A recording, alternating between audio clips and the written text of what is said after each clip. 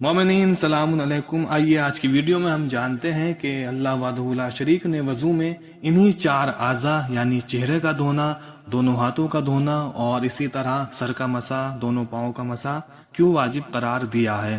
تو اس کے لیے ہم اپنے معصومین کی ایک روایت پیش کرتے ہیں کہ ایک دن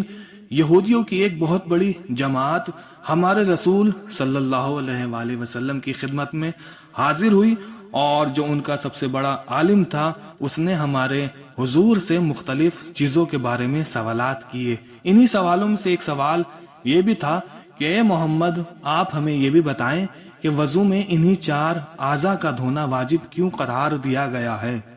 تو آپ صلی اللہ علیہ وآلہ وسلم نے فرمایا کہ جب شیطان نے حضرت آدم کے دل میں وسوسہ ڈالا اور آپ کو اس درخت کے قریب کر دیا کہ جس کے پاس جانے سے خداوند عالم نے منع کیا تھا، تو جیسے ہی آپ نے اس درخت پر نگاہ ڈالی تو آپ کے چہرے کا نور چلا گیا، اور جب آپ اس درخت کی جانب بڑھنے لگے، اب یہ کائنات کا پہلا قدم تھا جو ایک خطا کی طرف بڑھ رہا تھا۔ جب آپ قریب پہنچے اور آپ نے ہاتھوں سے پھل توڑ کر تناول کیا تو آپ کے جسم سے لباس زینت اتر گیا، جس کی وجہ سے آپ افسوس کی خاطر سر پر ہاتھ رکھ کر بیٹھ گئے اور رو رو کر توبہ کرنے لگے۔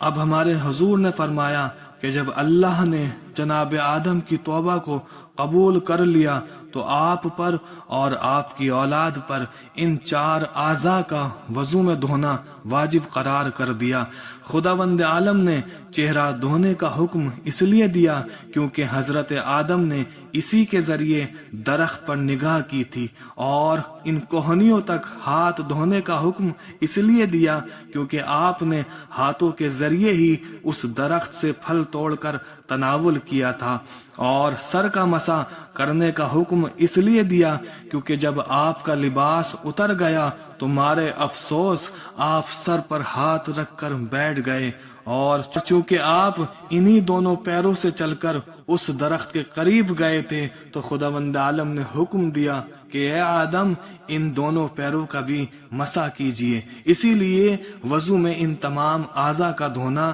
واجب قرار کر دیا گیا۔